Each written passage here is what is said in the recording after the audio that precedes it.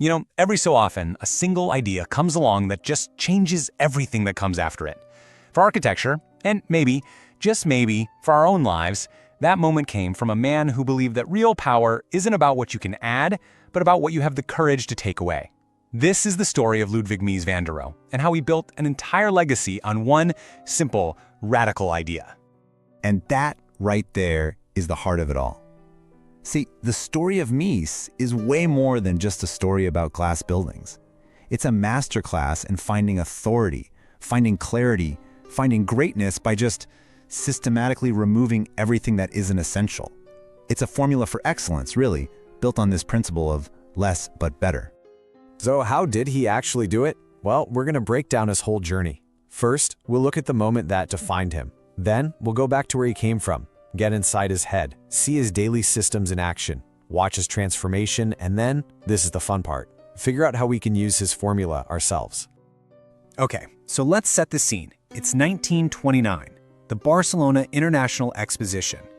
Now, at a time when every country is building these huge, grand, imposing pavilions to show off, Mies unveils something that, well, it looked like it landed from another planet.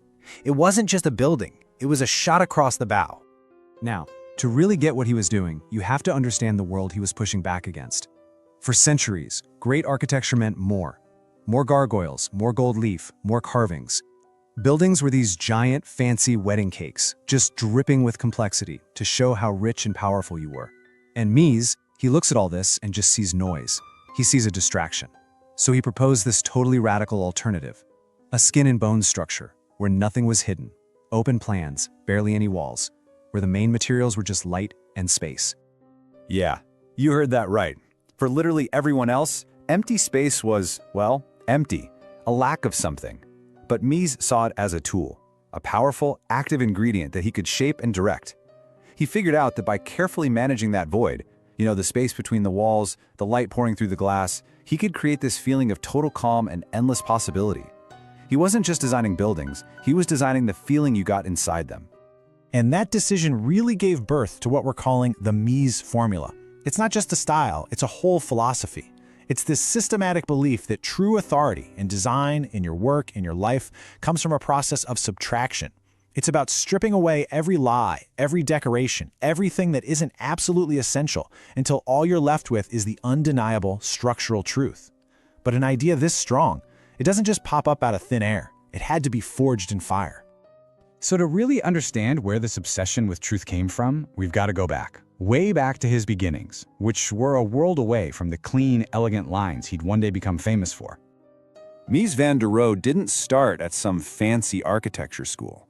No, he started with his hands in the dirt, working in his dad's stone carving business. Just try to picture it, a young guy covered head to toe in the fine, white dust of marble and sandstone. He didn't have theories. He had a hammer, a chisel, and this deep, physical understanding of how real materials worked. And because he came from that world, when he showed up in the elite architecture circles in Berlin, they looked down on him. They saw him as a tradesman, right? A simple craftsman who couldn't possibly understand the high art of design. He had to fight, constantly, just to be taken seriously. And that feeling of being an outsider who had to prove himself with his work, not his words, that became the engine for his entire life. But that mason's yard taught him something more valuable than any university could have. He learned that stone and steel, they don't care about your social status. They have their own language, a language of tension and gravity. He learned that a building only stands if its foundations are honest, if its structure is true. You just can't lie to the material. And that became his rock-solid belief. He had this realization. He was never going to outtalk the academics. He couldn't win with all their fancy historical references and their, academic fluff. So he decided to just change the rules of the game. He would win with something they couldn't fake, an absolute, undeniable mastery of the physical truth of construction. He would win with the discipline of the detail. And that decision to focus on the detail wasn't just a strategy. It blossomed into a full-blown philosophy, a mindset of what you might call radical essentialism. The first piece of this was something called structural honesty. For Mies, adding an ornament was basically admitting you'd failed. It was a mask you put on a building to hide bad design or lazy thinking. He believed the structure itself, The steel beams, the plates of glass, the way they connected, that should be the beauty. The aesthetic wasn't something you added on later, it was something you revealed from within. And his ultimate goal was what he called objective architecture. He wanted to create buildings so pure, so logical, that they just felt inevitable. Like, of course it was designed that way. How could it be anything else? He believed a great building wasn't about the architect's ego. It was about translating the spirit of the age, the technology, the culture of the time, into physical space. And the guiding principle for all of this, his most famous saying ever, was simply, "God is in the details."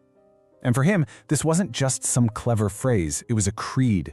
It meant perfection wasn't some fuzzy goal, it was the sum of 1,000 tiny, perfectly executed decisions. It was a promise to get things right at the most microscopic level.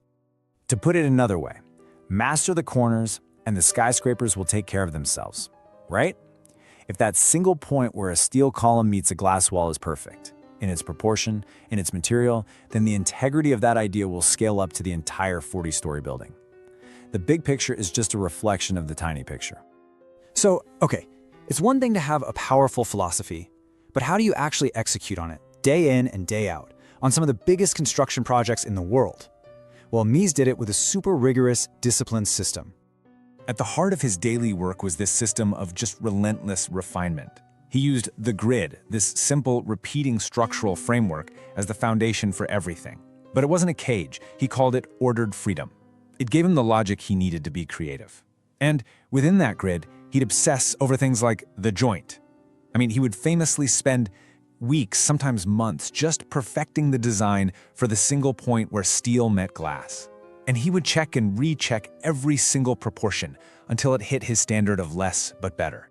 But maybe his most revealing habit was the full-scale mock-up. Before he finalized a design, he wouldn't just trust the drawings. No way.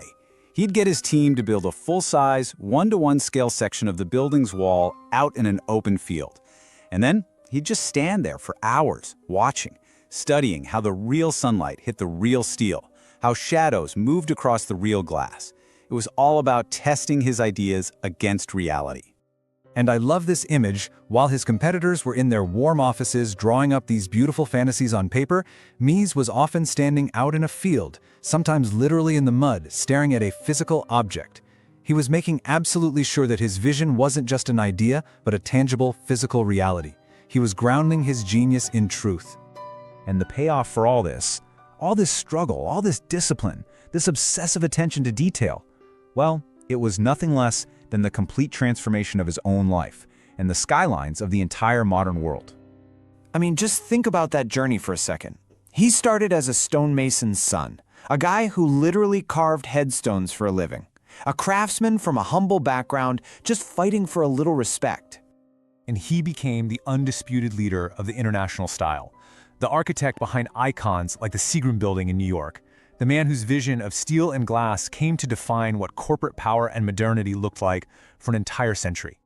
His legacy is so huge because he completely changed what prestige even meant. Before Mies, power was all about loud wealth. Heavy, ornate, fortress-like buildings that screamed their importance.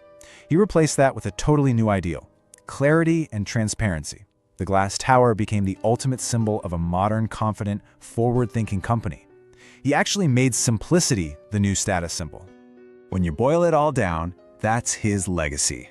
He proved that a building made almost entirely of see-through glass could feel more powerful, more permanent, and stronger than a medieval fortress made of solid stone.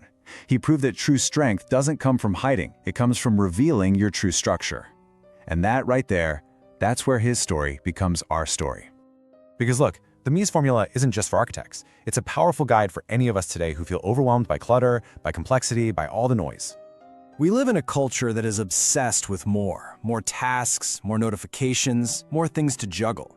Mies's entire life is an argument for the exact opposite. Your true power, your genius, isn't found in how much you can handle. It's found in how much you can purposefully get rid of until only the essential is left. So, I want to ask you this straight up.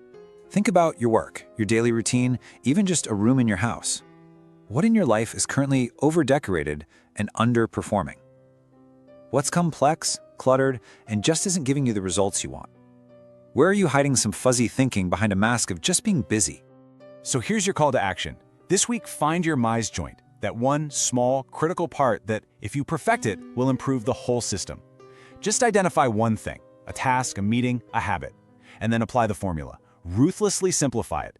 Get rid of every non-essential step, and then focus with total precision on mastering the core details that are left. Because as Mies taught us, less is more is the famous saying, right? But less, but better, well, that's the system. That's the discipline. And that, my friends, is the code for your greatness.